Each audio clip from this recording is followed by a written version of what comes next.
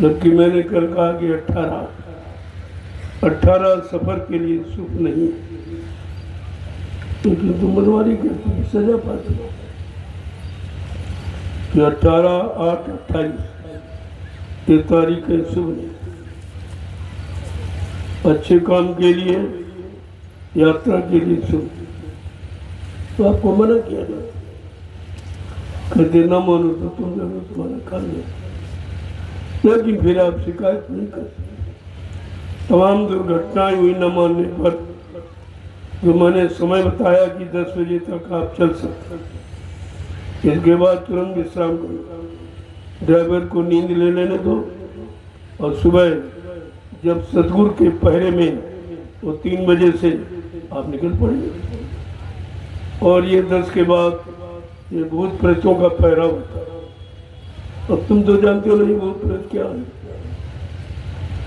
लेकिन जो जानते, जो तमामों के उतारते हैं, उनको तो दिखाई देता है कितना जबरदस्त है।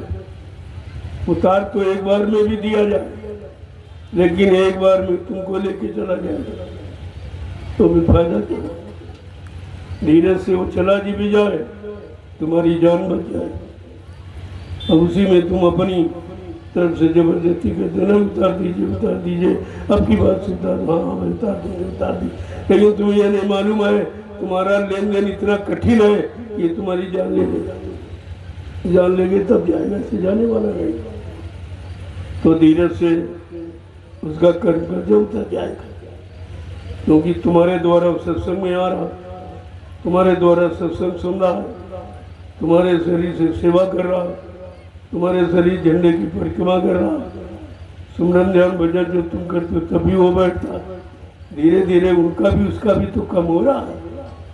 ये सब तुम्हारे द्वारा कम हो रहा है, इसलिए तुम्हारे पर ज्यादा जोर नहीं डाल सकता, लेकिन छोड़ेगा नहीं तुमको, क्योंकि अच्छी जगह सब पसंद करते कि हम अगर छोड़ देंगे तो हम सत्संग में मैं कौन ले जाए, हमारी भी मुक्ति हो जाए, हमारी योनि बदल जाए। इसलिए सत्संगियों के परिवार में बहुत ज्यादा आता है।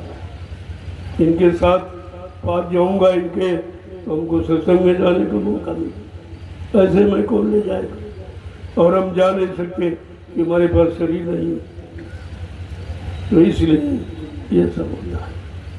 और तुम्हारे साथ भलाई की जाती, और तुम भलाई को बुराई में समझेगी। वो दया नहीं कर रहे, वो उतार नहीं रहे। अरे उतार तो देंगे कि तुम ही नहीं बचोगे, तब उतारने का मतलब क्या हुआ, क्या मतलब। अरे तुम्हें बचाना है और तुम्हारा कर्म कर्जा भी पूरा कराना। तुमने लिया है तभी वो लेने आया है, ऐसे थोड़ी आया। तुमने उससे भी ज्यादा खराब किया, उसको मारा काटा सताया तुमने, आज वो अपना बदला ले रहा।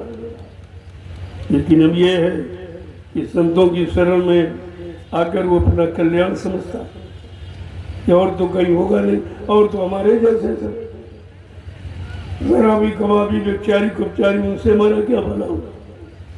भला तो मैं जो सत्संग में जा रहा हूँ उसका तो तुम्हारे रहते, और तुम्हारा कोई अनिष्ट नहीं करते, केवल इसलिए कि जब इनके पास रहूँगा तो मैं सत्संग में जाने को, सत्संग वचन सुनने मिलोगे, संतों का दर्शन हमको भी मिलेगा, परिक्रमा करके हम भी अपनी योनि बदल लेंगे। उसको भी तो चिंता इस बात की, लेकिन उसकी चिंता का निवारण और कहीं होने वाला नहीं। इसलिए सत्संगी परिवार में भूत प्रेतों का क्या, लेकिन कोई तुम्हारा इस तरह का अनिष्ट, तुमने तो बहुत खराब किया। वो तो कुछ नहीं करता, इसलिए नहीं करता कि तुम्हारे द्वारा वो सत्संग में जा रहा, सत्संग सुन रहा, सेवा कर रहा, जो तुम सेवा करते हो वो शरीर से उतरता नहीं है, सेवा भी करता है। और वो जब सेवा करेगा उस दिन तुम ज्यादा सेवा करो, जिस दिन ज्यादा सेवा करो समझ लो वो भी करो। वैसे कह रहे हमारी हिम्मत नहीं है कि 10 डलियाँ डाले, आपका हमने 200 डलियाँ डाली, तो तुमने नहीं डाली, 100 डलियाँ उसने भी डाली, ऐसे थोड़ी तुमने सब किया, उसने भी किया, क्योंकि वो भी अपना भला चाहता, वो भी कल्याण चाहता। बड़ा पेचीदा मामला है कर्म का, कर्मों का हिसाब और माया का प्रसाद। ये संत महापुरुषों के सिवा ये राज कोई नहीं, किसी के बस का। इसलिए क्या कह रहे हैं, ये सत्संग है कि सत्संग सार है जीवन का, सत्संग सार है जीवन का। ये जीव बेचारा क्या जाने, ये जीव बेचारा क्या जाने। जो फंसे काल के चक्कर में, जो फंसे काल के चक्कर में। सत्संग में आना क्या जाने, सत्संग में आना क्या जाने। आज वो माया के गुलाम है। और सत्संग में पहली बात तो आती है, आएंगे तो 2 दिन पहले घर में काट लेंगे और 2 दिन पीछे काट के भाग जाएंगे बीच। अरे आगे क्या कहा गया, और प्रसाद तो बाद में बढ़ता कथा के बाद। अगर एक ही दिन में हो जाता तो 5 दिन क्यों रखे। ये तो एक रेखा खींची गई थी कि 5 दिन में जो कुछ देना है तो तुम्हारे तक पहुंचा दिया जाए। और इतने होशियार बुद्धिमान कि पहले ही बात थे, बड़े अच्छे तो कहते हम गए थे, हाजिरी लग गई, चले आए। अरे हाजिरी लगने में कोई तनख्वाह देता जाता, कोई मजदूरी मिल जाएगी। और तो बगैर काम के बगैर पूरा समय दिए तुम्हें कोई मजदूरी नहीं देगा। 8 घंटे जब काम करो तो मजदूरी मिलती है, चाहे कोई विभाग हो चाहे ऐसे किसी का काम करो, वो काम के समय निश्चित है। और ऐसे ये समय आपको 5 दिन का दिया गया, कुछ नहीं। बड़े होशियार बने, 2 दिन पहले नहीं बने, काम कर लेंगे। क्या काम करना, जो कर लोगे तुम्हारे काम आएगा नहीं, और तुम उसे जानते नहीं, उसी में जुटे पड़े हो। ये दूसरे का सामान इकट्ठा करने में लगे हो, तुम्हें ये भी होश नहीं कि तुम्हारा है ही नहीं, न तुम्हारे साथ जाएगा न तुम्हारे काम आएगा।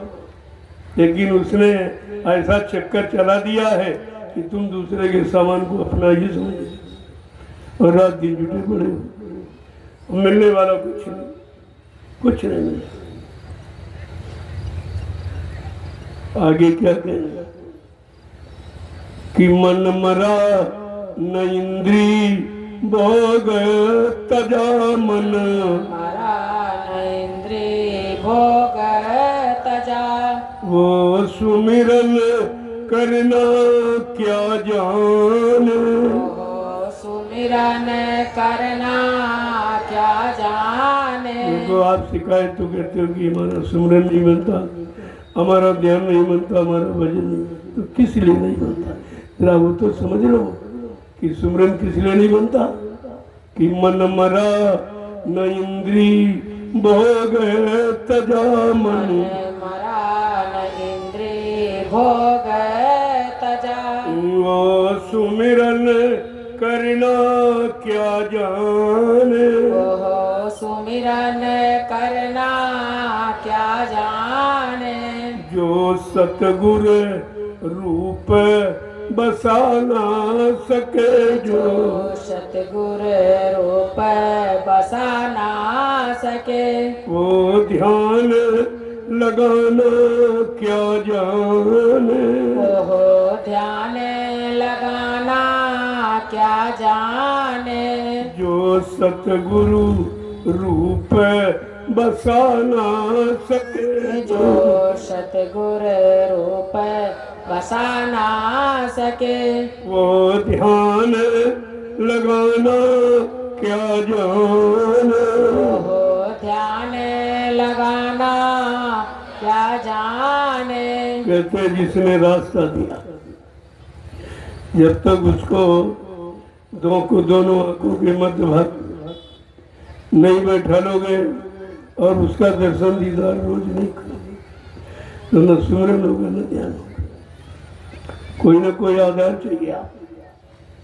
जैसे मन कहाँ लगा है, जिसको जिसको देखा है, जो जो काम अच्छे बुरे किए उसी में लगा पड़ा, और इधर आपने कुछ किए ही नहीं अभी। तो कहा अगर अब कुछ अच्छा करना चाहते हो, अपना भला कल्याण, तो सदगुरु के रूप को आगे करो, उनको लेना चाहते। बहुत देख लिया दुनिया, कुछ नहीं मिला। जिनको देखा वो चले गए और तमाम चले जा रहे हैं। लेकिन सदगुरु का रूप तुमको लेके वो तुमको घर पहुंचा के मिलेगा, ऐसे नहीं। इसलिए ध्यान नहीं होता कि आपने किसी को दोनों आंखों के मध्य भाग में खड़ा नहीं किया, यानी कोई आधार अपना नहीं बनाया, तो मन टिके तो कहाँ टिके। मन को आधार चाहिए।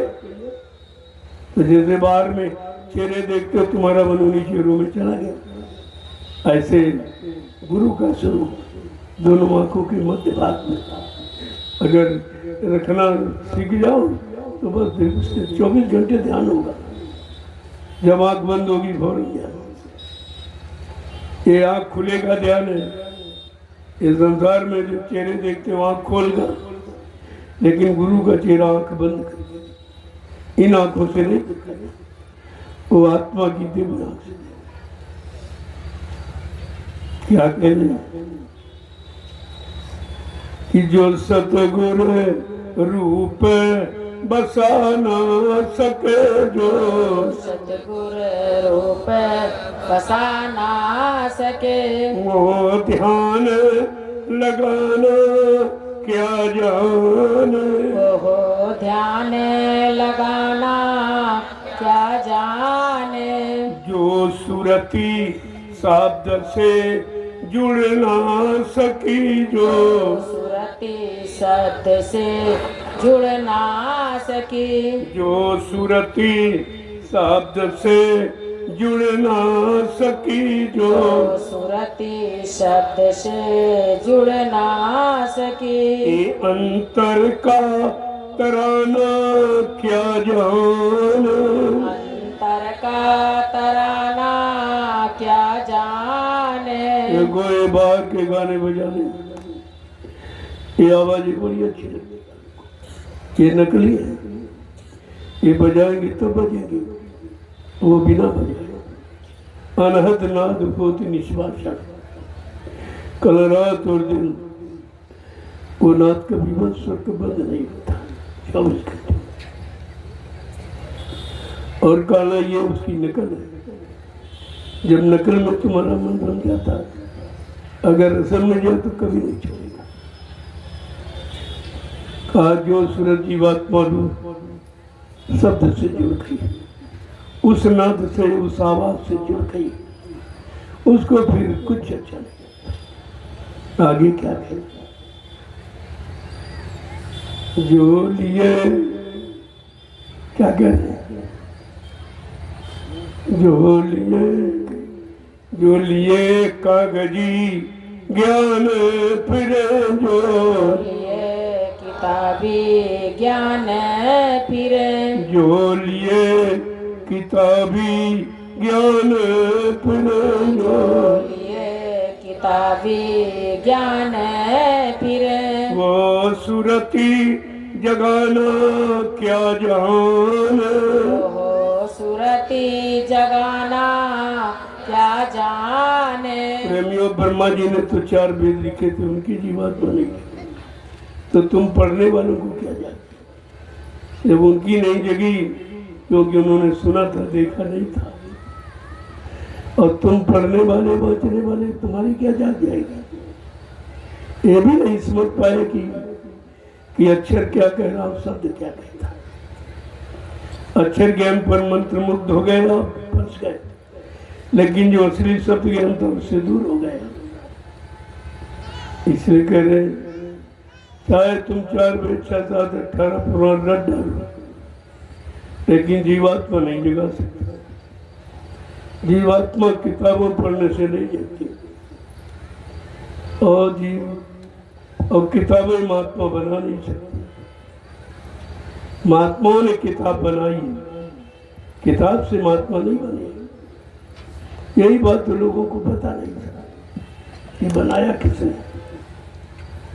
आगे क्या कह रहे, है सतगुरु प्यार मिला जिनको है, सतगुरु प्यार मिला जिनको, अपमान बड़ाई क्या जान, अपमान बड़ाई क्या जाने, है सतगुरु प्यार मिला जिनको है, सतगुरु प्यार मिला जिनको, अपमान बड़ाई क्या जान, अपमान बड़ाई क्या जाने। सतगुरु से सभी जीव प्यार करते और सतगुरु जी से प्यार करे वो कितना भाग्यशाली थे। फिर वो किसी को कुछ नहीं समझता, उसकी दृष्टि में कुछ, उसके मन में कोई चिंतन किसी तरह का कुछ नहीं। जिसको सतगुरु का सच्चा प्यार मिल गया वो अपमान बड़ाई सबसे दूर हो जाता है। वो किसी के चक्कर में बहकावे में, किसी की निंदा आलोचना बुराई करने में वो इसको कुछ नहीं समझता है। ये सब तो गंदगी है। आगे क्या कह रहे हैं,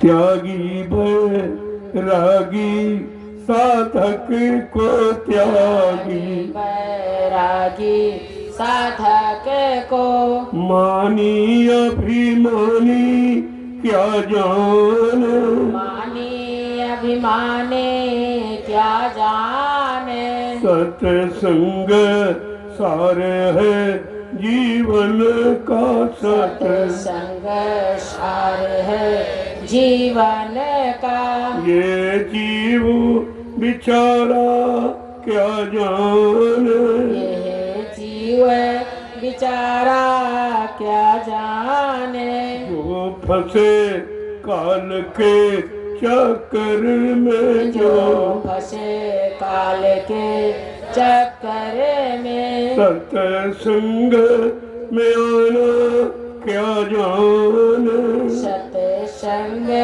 में आना क्या जाने। वो बेचारे सत्संगी बने लेकिन काल के जीवों के साथ में फंस गए, छूट गए, चले गए। अब उनको ये अवसर कहाँ मिलेगा, ये सत्संग उनको कहाँ मिलेगा। कहीं चले जाओ, ये चीज कहीं जो असली चीज है तुम्हारे लात में, तुम्हारे काम की, वो कहीं नहीं। क्योंकि इतनी बाजार लंबी हो गई, इतनी दुकानें लग गई कि अब सच्चाई को समझना बड़ा मुश्किल है कि सत्य कौन है, झूठ कौन है, असली कौन है, नकली कौन। लेकिन जिसको हीरे की परख, चाहे जितने बड़े ढेर में आप इसको डाल दो, बालू के ढेर में डाल दो, लेकिन जौहरी इसकी पहचान कर लेगा। अगर जौहरी हो यानी निरख परख करने वाला, अगर ऐसी तुम्हारे में क्षमता हो जाए, तुम कहीं रहो, किसी के साथ रहो, कहीं रहो, तुम्हारे पर किसी का असर नहीं होगा। तुम अपने प्रभाव से उसको भी शांत कर दो, उसको भी अच्छा लगने लगेगा, वो भी शांत हो जाएगा, विषय भोगों से अलग हो जाएगा। लेकिन अब तुम्हारे में गंदगी है तो तुम किसी को शांत किया, अपने को नहीं शांत, अपने मन को नहीं शांत कर पाए, तुम्हारा मन बिगड़ गया, तुम खराब हो गए, तुम दर दर भटक गए, अटक गए। कहने का मतलब ये है कि ताते क्या कह रहे हैं कि ताते चेत करो सत्संगत, ताते चेत करो सत्संगत, गुरु बचन को सब माने, गुरु वचन को सब माने, सत्संग सार है जीवन का सत्य, सत्संग सार है जीवन का। ये जीव बिचारा क्या जाने, यह जीव बिचारा क्या जाने। जो फंसे काल के चक्कर में, जो फंसे काल के चक्कर में। सत्संग में आना क्या जाने, सत्संग में आना क्या जाने। लेकिन धीरे धीरे अच्छाई और सच्चाई का भेद जब पा जाओ, तुम्हारे में समझ पैदा हो जाए, तो धीरे धीरे फिर सच्चाई तरह आ पड़े। आपने 15 सितंबर की भीड़ देखी थी, यहाँ जगह कम पड़ गई थी। अगर इतनी जगह रो रहती तो लोग बहुत वापस लौट गए थे, जगह न होने के कारण। मैंने इनसे कहा था इस कार्यक्रम के लिए बहुत बड़ा मैदान चाहिए। अब संगत बहुत बढ़ गई, सब देखकर सबने समझ लिया, सब दुकानों पर जाके देख लिया है, सब लेने वाले देने वाला कोई नहीं। अब कुछ बेचारे शर्म की वजह से नहीं आ रहे कि हमने ये काम नहीं, उन्होंने कहा हमारे यहाँ ये जोड़ गांठ नहीं होती। तुमने क्या कहा, क्यों कहा, तो हम जानते ही है। तो हमारी कोई नाराजगी तो तुम्हारे से। अरे भाई, परिवार का कोई सदस्य कहीं नाराज होकर चला जाए तो क्या वो परिवार का नहीं रहता? तो परिवार का ही रहेगा। हम उसे गुरु परिवार का ही मानते हैं, और इसलिए हमारी तैयारी पूरे गुरु परिवार की है। हमारे दिमाग में कुछ नहीं है, वो जिंदा है, वो मुर्दा है, ये वो कुछ नहीं। ये बखेड़ा शुरू तो मैंने एक आधार बनाया था, क्योंकि बेचारों लोगों को भ्रमित किया गया था। तब मैंने अपना आधार कहा था कि गुरु उसी शरीर में जीवित हैं, ये आधार हमारा है। जो कहते गुरु चले गए, ये दुर्भाग्य तुम्हारा है। ये तो मैंने कहा था, लेकिन अब वो बार बार चीजें दोहराई। अब वो समय की चीज थी, समय निकल गया, बदल गया। धीरे धीरे लोगों को विचार बदल रहे, धीरे धीरे सब आ रहे। एक दिन सब आ जाएंगे। अगर भूला बिछड़ा परिवार आ जाए तो क्या उसको भगाया जाता है कि उसको कहा जाए कि तुम्हारे परिवार के नहीं? ऐसा कुछ नहीं। ये तो दरबार सबका है। दरबार में सच्चे सदगुरु के सुख दर्द मिटाए जाते हैं। दुनिया के सताए लोग जहाँ सीने से लगाए जाते हैं। जब दुनियावी लोगों को सीने से लगाया जाता है, ये तो अपने नहीं, पराए नहीं है। तो अपनों से कोई बैरभाव नहीं रखा, हमारी दृष्टि में नहीं है।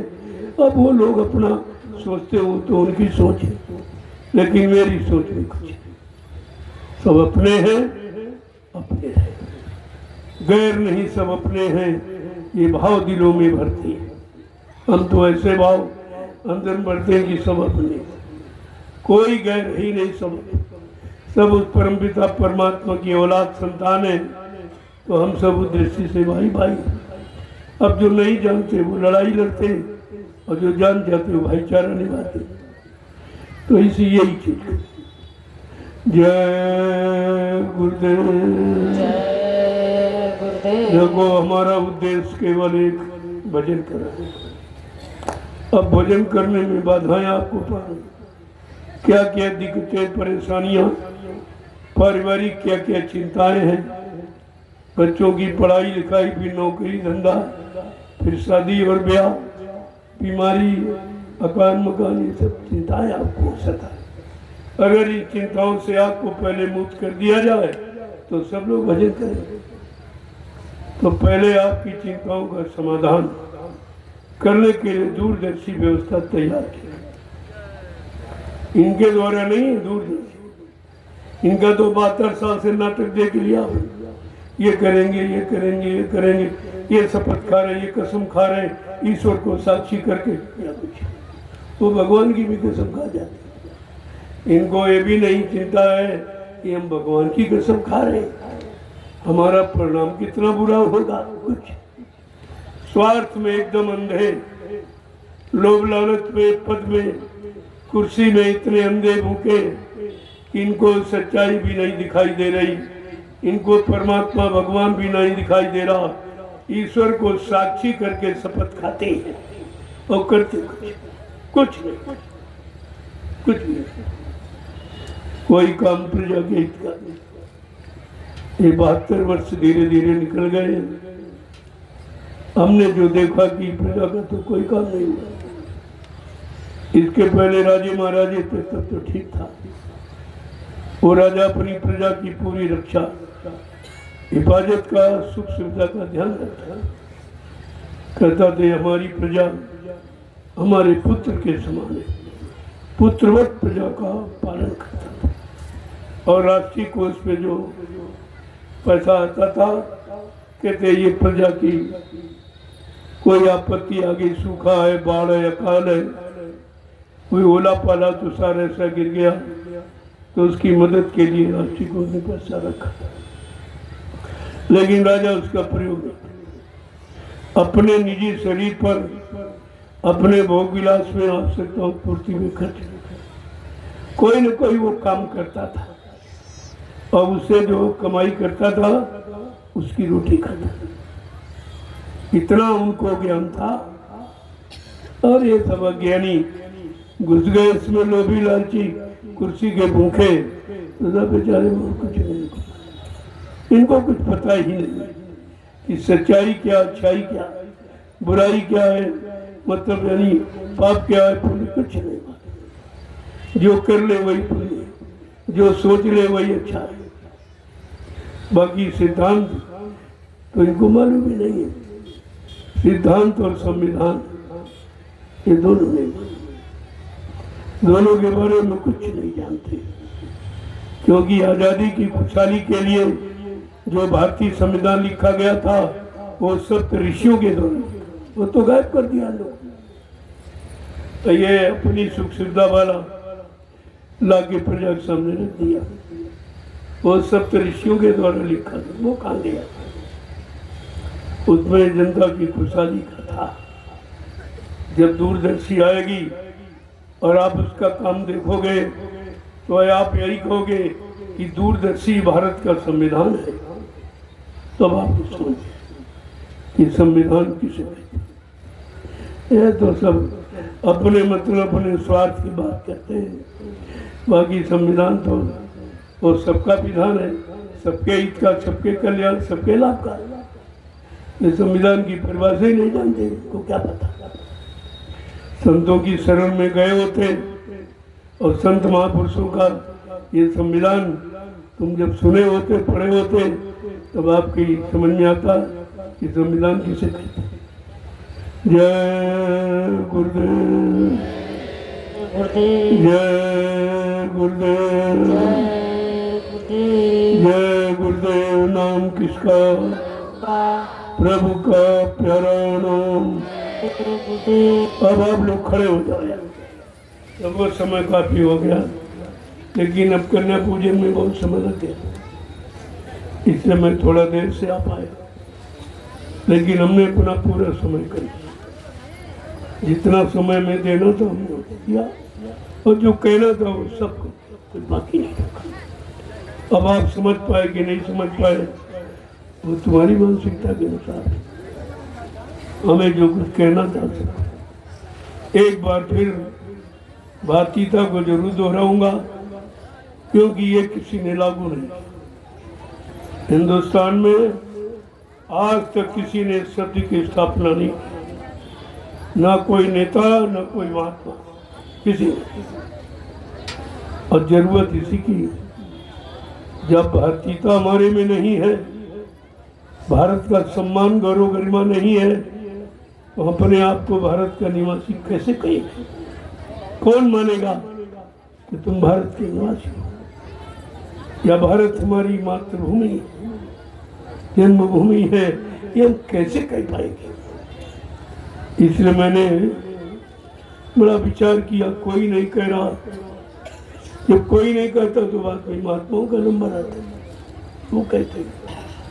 जब कोई किसी की बात नहीं मानता तब महात्मा सबके हित की बात है कि अगर आप सच्चे भारतीय हो, ये भारतीयता दिवस जो 15 सितंबर 2024 सारे हिंदुस्तान में रखा गया, ये सबकी चीज, हर भारतवासी की चीज।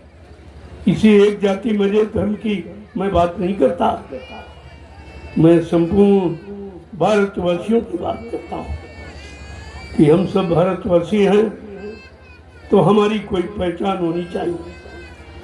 हमारी भारतीयता तो लोग समझे कि हम भारतीय हैं कि नहीं। तो मैंने कहा भाई सबसे पहले पहचान वेशभूषा से होती है। किसी देश में चले जाओ आप, उसकी वेशभूषा अलग है, उस देश की पहचान है, लेकिन तुम्हारे भारत की कोई पहचान नहीं, सब खिचड़ी है।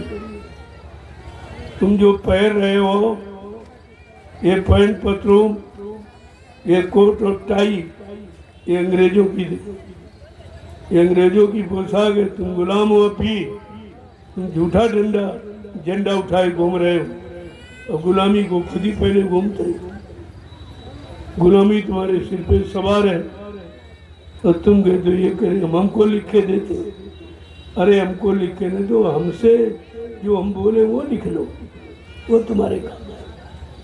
तुम ये सब झूठ प्रचार कर तो कुछ होने वाला नहीं। पहले तुम सुधरो, तुम संभलो, तुम जागो, तब देश जगेगा। तुम अभी खुद ही गुलाम हो, अंग्रेजों की पोशाक के गुलाम तुम हो। अंग्रेजों के खान पान, अंडा मुर्गा और इंग्लिश बियर, ठंडी बियर क्या है अंग्रेजों की, ये भी आप खाते। और तुम्हारी भाषा, तुम हिंदुस्तानी हो, तुम्हारी भाषा हिंदी और संस्कृत है, लेकिन तुम अंग्रेजों की भाषा को प्राथमिकता देते हो, बड़ा प्रचार करते हो, तो तुम महिमा तो अंग्रेजों की कर रहे हो। गुलामी तो तुम्हारे अंदर अभी समाई हुई है। तुम्हें अगर उनको भगाया गया तो उनकी हर अंग्रेजियत को भगा दो, तब तुम आजाद माने जाओगे, तब तुम्हारी सच्ची आजादी और कुर्बानी मानी जाएगी। ये तो कोई करने को तैयार नहीं। हमको लिख लिख के तुम चिट्ठियां देते, तुम्हारे पास है क्या? सब सुनी सुनाई इधर उधर की बातें समेट कर हमारे पास है। अरे हम जो बताएं वो लिखो, वो करो, तो ये काम बहुत जल्दी हो जाएगा। ऐसे कुछ होने वाला नहीं है। अपनी भारतीयता को कायम करो, इस भारतीय दिवस को उजागर करो। सारे हिंदुस्तान में रहने वाले जितने भारतवासी हैं, सभी भारतीयता दिवस को समझे। ये क्या दिवस है, क्यों मनाया? मैंने पहले पुरुषों की देखा कि जो ऋषि मुनि महात्माओं ने हमारे भारतवर्ष के लोगों के लिए एक सादगी की पोशाक, जिससे मन शुद्ध हो, चित्त बुद्धि सब शुद्ध हो, वो पोशाक आपको बताई थी।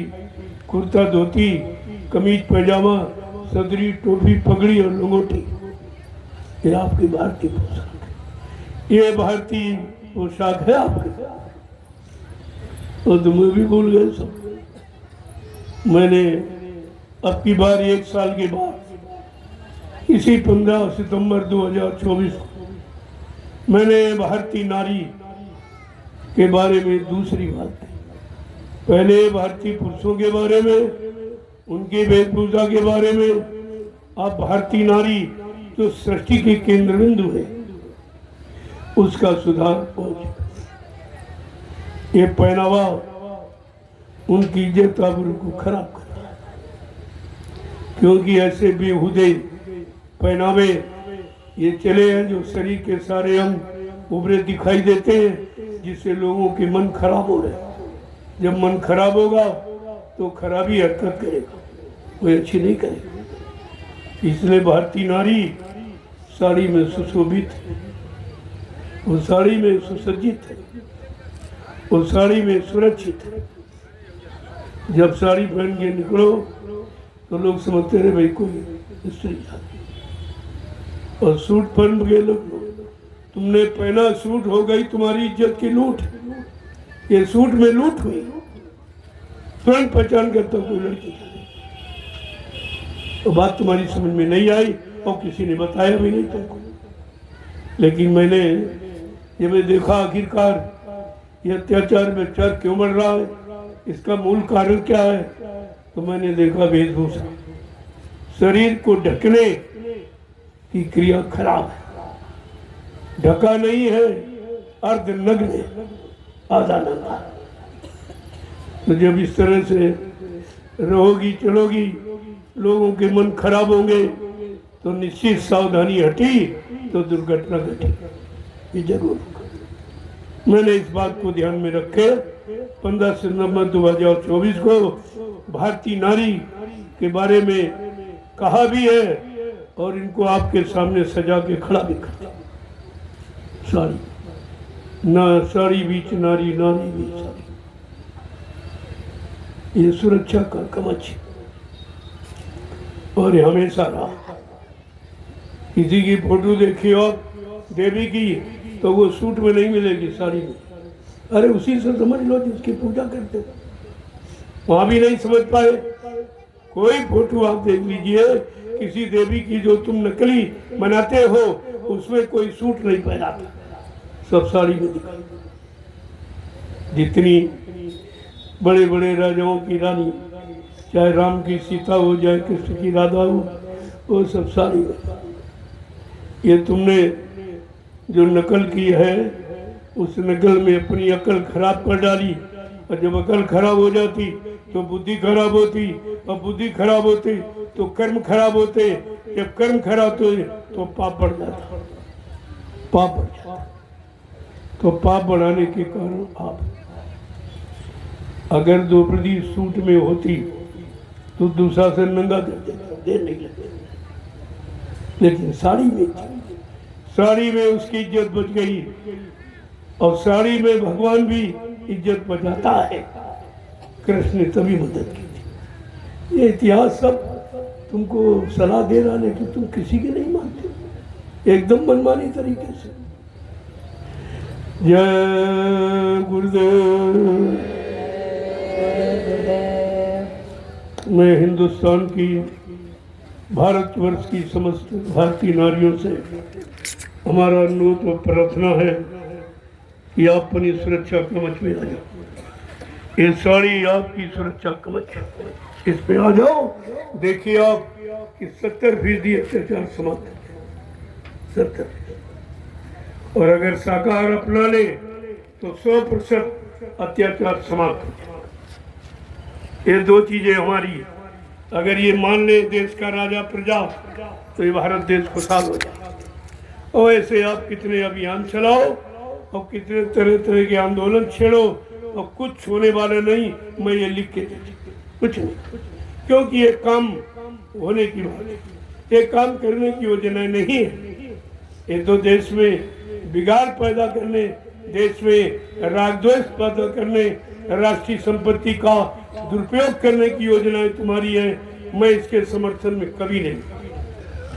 मैं राष्ट्रभक्त हूँ, राष्ट्रभक्ति का पूरा ज्ञान है कि राष्ट्र की हर संपत्ति को अपनी मानता हूँ, और उसकी सुरक्षा करना हमारा परम कर्तव्य है, और मैं यही बताता हूँ। इसलिए हमारे यहाँ न तोड़फोड़, न आंदोलन, न धरना, न घेराव, न रैली वेली, कुछ इनमें सब में राष्ट्रीय संपत्ति का दुरुपयोग होता, जो महंगाई का कारण बनता है।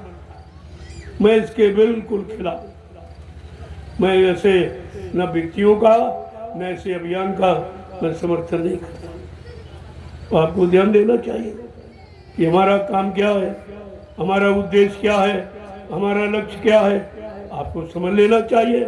और तुम हमारे उसके उद्देश्य से आ जाओ, मैं आपका सम्मान करूँगा। मैं तो सबका सम्मान चाहता हूँ, और सबका सम्मान हो तभी मैंने ये योजना बनाई। इसमें किसी का नुकसान नहीं। भारतीयता अपनाने में किसी का नुकसान नहीं। हर भारतवासी का लाभ इसी में छिपा है।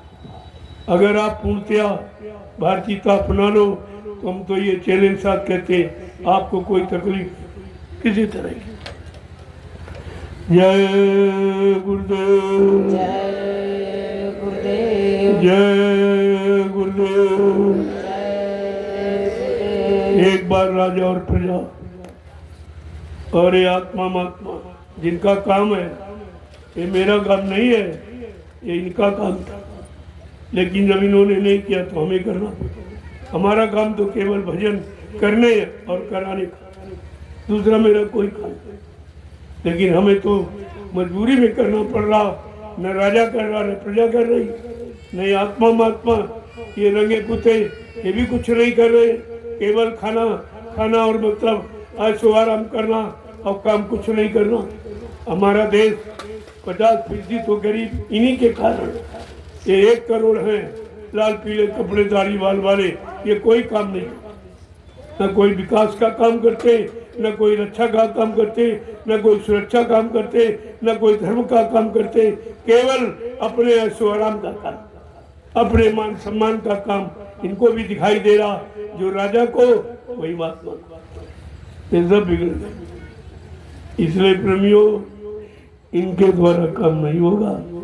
आगे आ रही है दूरदर्शी, समझ जाओ आ रही है दूरदर्शी।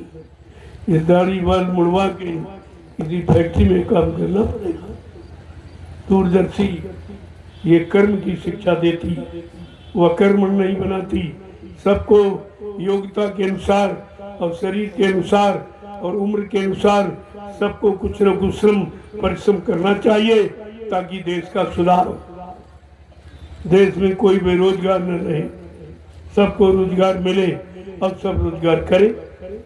हमारा तो लक्ष्य है, लेकिन वो कुछ नहीं रहा। हमको इसीलिए मजबूर होकर कहना पड़ा कि इन लोगों ने कुछ किया नहीं, किसी ने नहीं। न महात्माओं ने धार्मिक व्यवस्था संभाली है और न ये नेताओं ने राजनीतिक व्यवस्था संभाली, दोनों ने बिगाड़ दिया सब। इसलिए अभी तो मैं प्रार्थना कर रहा हूँ, लेकिन दूरदर्शी माफ नहीं करेगा, दूरदर्शी नहीं माफ करेगा। माफी का अभियान तो संत महापुरुष चला रहे, अभी माफी हो सकती, लेकिन दूरदर्शी आने पर कोई नहीं। फिर कर्मों की सजा आपको भुगतान करने, चाहे राजा रहो चाहे प्रजा, कोई। जय गुरुदेव। इसीलिए संत रविदास जी ने, जो मीराबाई के गुरु थे, सैकड़ों साल पहले आए थे, उन्होंने आज के लिए लिखा कि आगे घोर कलयुग आ रहा तब स्थिति क्या होगी और किनके द्वारा काम होगा, ये भी जरा उनकी ज्ञान पोथी को पढ़ लो आप। उन्होंने उसमें दिया कि जिसने भारत माँ सताई, जिसने इसकी करी लुटाई, वो कान खोल के सुन ले। जिन्होंने भारत माँ को लूटा है और इस पर अत्याचार, अनाचार और पापाचार, भ्रष्टाचार और हिंसाएं, हत्याएं और मांसाहार और शराब की बिक्री करवाई है, वो सावधानी से सुने। रविदास जी ने, मैं नहीं कह रहा, ये संत रविदास जी की वाणी है, जो मीराबाई के गुरु थे, आत्मज्ञानी थे। उन्होंने अपनी आत्मा की दिव्य आंख और दिव्य कान से जो आकाशवाणी ऊपर से आवाज आई उसको सुना है, और वो यहाँ पर बता रहे हैं कि जिसने भारत माँ सताई, जिसने इसकी करी लुटाई, और भारत माता की जय बोल रहे हैं। रात दिन लूट रहे, अत्याचार, हिंसाएं, हत्याएं और खून खराबा ये कर रहे हो, भारत माँ की जय बोल रहे। इनको शर्म भी नहीं आती, ये हम कह क्या रहे हैं और कर क्या रहे। रविदास जी कह रहे हैं, जिसने भारत माँ सताई, जिसने इसकी करी लुटाई। कौन कौन? उन्होंने नाम भी खोल दिए। तब ऐसा कुछ था नहीं, ये नाम थे भी नहीं, कोई जानता नहीं था, लेकिन उनको दिव्य दृष्टि से वो देख रहे आगे समय आएगा और इनके द्वारा ये भारत माँ की लूट होगी। उन्होंने साफ लिख दिया कौन कौन भारत माँ की लूट कर रहे हैं। नेता, मंत्री और अधिकारी, ये तीन है, तीन नेता, मंत्री और अधिकारी, इनको जान बचाना होगा भारी। एक दिन ये सब मैदान छोड़ के भगेंगे, अपने अपने घरों में छिपेंगे, लेकिन वो महापुरुष क्या करेगा? ढूंढ ढूंढ कर बदला लेगा, सब हिसाब चुकता कर देगा। इसमें ग्राम प्रधान से लेकर और राष्ट्रपति, प्रधानमंत्री, मुख्यमंत्री, राष्ट्रपति कोई बचने वाला नहीं। महात्माओं की दिव्य दृष्टि से कोई बचेगा। उनके पास ऐसा कैमरा है जो तुम्हारी सब 24 घंटे की घटना को वो रात दिन नोट कर दे। तब कहा था ऐसा समय आ जाएगा और ये भाई काम होंगे, और भारत माँ को लूटने वाले ये तीन हैं, इनसे सावधान हो जाओ। ये कभी सुरक्षा नहीं करेंगे। लूटपाट करने वाला कभी सुरक्षा नहीं कर सकता, तो सिद्धांत है। चोरी करने वाला कभी रक्षा की बात नहीं, कभी सुरक्षा की बात नहीं करेगा। तो आपको तो ये सोचना चाहिए था। सब हम ही से कहलाते हो, अरे तुम भी तो पढ़े लिखे हो, होशियार अपने को कहते हो, बड़े चतुर कहते हो। कोई कह रहा हम अधिकारी है, कोई कह रहा हम डीएम, एसपी, एसपी, और बुद्धि कहाँ चली गई? बुद्धि कहाँ चली गई? देश के लिए, समाज के लिए, और समाज देश में रहने वाले इंसानों की सुख शांति, न्याय, सुरक्षा के लिए तुम्हारी बुद्धि कहाँ चली गई? कुछ नहीं। यही मैंने कल पत्रकारों से कहा, तुम हमारी सच्ची बात नहीं छाप सकते। तुम्हारे में हिम्मत नहीं है कि मेरा ये यानी सच्चाई और भलाई का संदेश आप छाप सको। इसलिए तुम अपना काम करो, हमको अपना काम करो। हमको तुम्हारी जरूरत नहीं है। तुम्हारी जरूरत उनको है जिनको अपनी प्रजा से डर, निकल नहीं सकते, क्योंकि कुछ किया नहीं है तो कहेंगे क्या। और मैं तो अकेले ही घूम रहा हूँ पूरे हिंदुस्तान, कोई रक्षा सुरक्षा कुछ। अरे जिसकी सुरक्षा में परमात्मा स्वयं है, उसको किसकी सुरक्षा की जरूरत? ये बात तो इनकी समझ में कभी आएगी नहीं। मैं तो अकेले घूम रहा हूँ 12 वर्ष से लगातार यही राष्ट्रीय मंच लगाकर सारे हिंदुस्तान को संदेश दे रहा हूँ, और इनसे परमिशन लेके देता हूँ, ऐसे नहीं। जय गुरुदेव। जोर से बोलो, सब मिल बोलो, बोलना होगा, अभी से बोलो। दर्द हरेंगे, सब कष्ट मिटेंगे, सुख शांति भी देंगे। सबके दाता, सबके मालिक, प्रेम से बोलो। ये नाम नहीं इंसान का, ये नाम है प्रभु का, ये काम नहीं इंसान का, ये काम है प्रभु का। प्रेमियों, इस बात को समझो। ये जितने झंडे आप देख, ये झंडे बदले पंडे वही हैं। ये आम काम करने वाले नहीं, खाली भाषणबाजी करने वाले। और ये झंडा प्रभु नाम का, इनके झंडे प्रभु नाम के नहीं, अपने अपने पार्टी के, अपनी अपनी पहचान के, अपने अपने अधिकार कुर्सी के झंडे हैं। लेकिन ये झंडा जय गुरुदेव नाम प्रभु का, ये प्रभु नाम का झंडा। प्रभु सबका है और सबकी मदद करता, इसके अलावा सबकी मदद कोई नहीं कर सकता। इसलिए अभी आपके लिए मौका है, एक झंडे की, प्रभु के झंडे के नीचे आ जाओ, तुम्हारी सबकी रक्षा हो जाए। और इनके झंडों के नीचे जाकर जिंदाबाद मुर्दाबाद बोलकर आप 72 साल से क्या पा रहे? सिवाय मुसीबत, आपत्ति, बीमारी, महामारी, लड़ाई झगड़ा, देवी को दुर्घटना के सिवा कुछ आपको मिला है? और फिर भी तुम्हारी समझ में नहीं आ रहा कि हमारा कौन सा सच्चा झंडा। एक काले नीले पीले हरे लाल झंडे, इनसे कुछ होने वाला नहीं, मैं लिख के दे सकता। ये प्रभु नाम का झंडा ये काम करता, ये सब का काम करता। ये किसी पार्टी का, किसी व्यक्तिगत, किसी इंसान का नहीं है। किसी आत्मा महात्मा का भी नहीं, ये झंडा प्रभु का, और प्रभु सबका मालिक है, तो इसमें तो कोई विरोध की बात ही नहीं। जय गुरुदेव। अब आप लोग लाइन से खड़े हो जाओ। देखो आज आखिरी दिन, आपने जलवा देखा कि हिंदुस्तान में कभी किसी ने न किया, न कोई आज कर रहा, न आगे कर सकेगा। ग्रामवासियों को निमंत्रण, ये कोई नहीं। कुंवारी कन्याओं का पूजन, उनका सम्मान, उनको बरकत देना, महाप्रसाद देना, उनके चरित्र की रक्षा। आज उनका चरित्र दांव पर लगा हुआ, कहीं सुरक्षा नहीं है, न राजा की तरफ से, न प्रजा, न कर्मचारी अधिकारी, किसी तरफ से सुरक्षा नहीं है। तब हमको ये मजबूरन कहना पड़ा, तुमने हमें कहने के लिए मजबूर कर दिया, जबकि हमारा ये काम नहीं है। महात्मा का काम भजन करना और कराना, इसके अलावा कोई।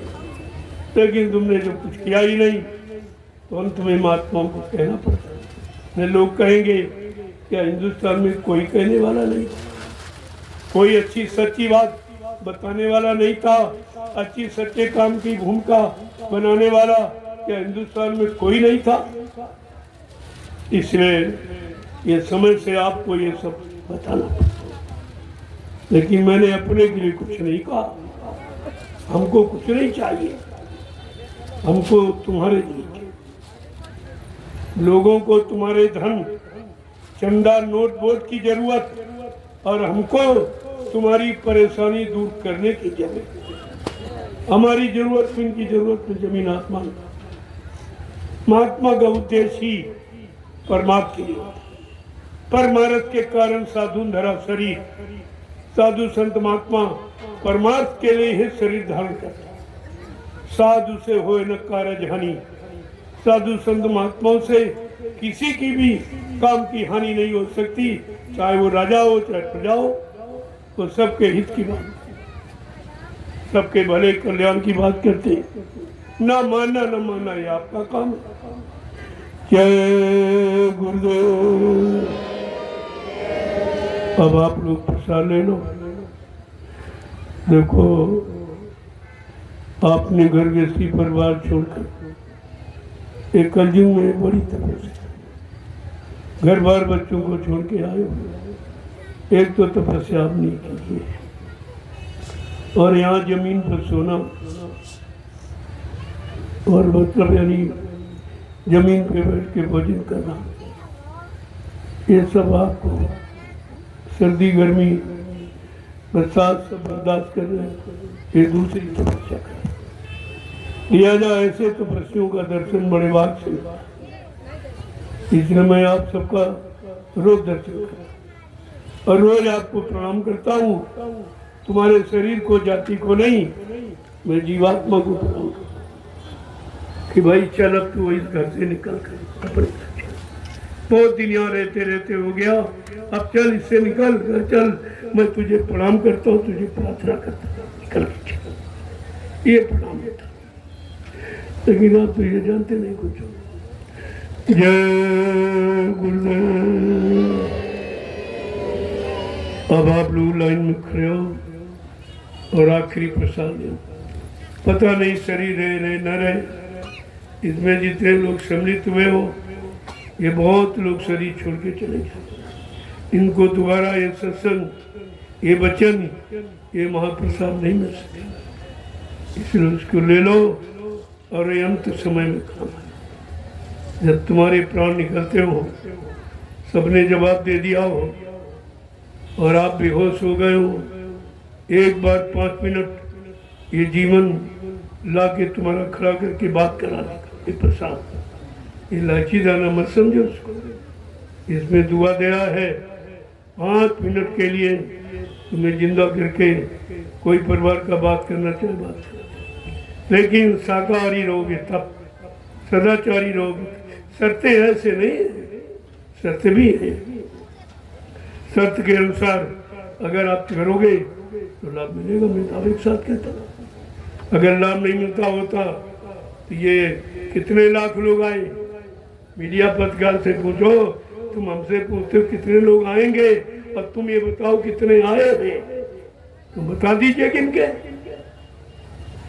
इतनी बेहोदी बात करते हैं जैसे कोई अज्ञानी मूर्ख बात करता। ऐसे बात हम लोग, इनको ये भी नहीं मालूम कि महात्माओं से कैसे बात की जाए, जो सब कुछ जानते हैं। तुम जो कुछ पूछने आए हो, तुम घर से चले तुम तभी जान गए तुम क्या पूछने आए, तो मैंने सब आपको बता दिया, और जो बताया वो तुम्हारे बस का नहीं है, बस का नहीं है।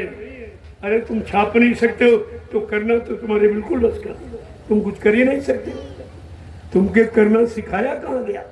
तुमको कागज पर छापना सिखाया गया, करना नहीं सिखाया गया, और बने बगैर की लाभ मिलेगा नहीं। तुमको भी तो एक दृष्टिकोण से अज्ञानी ही रखा गया। लेकिन बात आप समझेंगे नहीं हमारी बात। जैसे मैं एक काफिला निकाला था 39 दिनों का, वो 11 जिलों का था, पश्चिमी देशों, पश्चिमी जिलों का। तो उसमें एक मीडिया पत्रकार आया, बोला कि महाराज क्या सब लोग शाकाहारी हो जाएंगे? हमने हो नहीं जाएंगे, हो गए। मैंने लाखों को शाकाहारी बना दिया, तुम होने की बात करते हो। फिर बोला कि महाराज आगे सरकार की, हमने आगे तो वो समय आ रहा कि सरकार नाम ही खत्म हो जाए। सरकार नाम से कुछ हुआ नहीं है, ये नाम बदनाम हो चुका। लिहाजा आगे आने वाले समय में सरकार नाम नहीं होगा। वो बड़ा आश्चर्य करा, उठाया झोला चला गया। हमने कहा तुम्हारे पास मेरी बात का जवाब नहीं है, मेरे पास हाजिर जवाब है। कोई भी पूछना तो पूछ लो, जो कहना चाहो कह लो, मैं चैलेंज के साथ तुम्हारी बात का जवाब दे दूंगा। हमें कहीं ढूंढना खोजना नहीं, हम तो तुम्हारी रहनी गहनी रोज देख रहे हैं। हमें उत्तर देने में कितनी देर लगी, हम तो देख रहे तुम क्या कर रहे हो, तुम्हारा राजा क्या कर रहा, तुम्हारी प्रजा क्या कर रहा, तुम्हारे कर्मचारी अधिकारी क्या कर रहे, हम तो सब देख रहे। न्याय सुरक्षा कितनी मिल रही, कितनी हो रही। 20-20 साल से मुकदमे पड़े हैं, अभी तक न्याय नहीं मिला। तुम कर ही क्या सकते हो? जब भारत की जनता को न्याय नहीं दे सकते हो और सुरक्षा नहीं कर सकते हो, तो तुम्हारे बस की बात है क्या? ये मैं सत्य कह रहा हूं, तो हमें जवाब देने में कितनी देर लगी? तुमको हमारी बात का जवाब बरसों ढूंढना पड़ेगा। जय गुरुदेव। अब आप लाइन से करो, प्रसाद ले लो। देखो आज तो 18 तारीख, मैं तो मना करता हूँ भाई, और तुम्हारी कोई जिद हट है तो मैं उसके लिए कुछ नहीं कहता, लेकिन हमारी तरफ से तो मना ही। सुबह चले जाना, सुबह जल्दी चलो, रात भर में क्या करो? अगर जरा सा ड्राइवर की आंख मिच गई तो खेल खत्म हो जाए। इसलिए बात को समझा करो। सुबह 3 बजे 4 निकल जाओ, हमको मना कर, हमको रोक रहे, तुमको रोक रहे, से हमारा कौन सा फायदा है?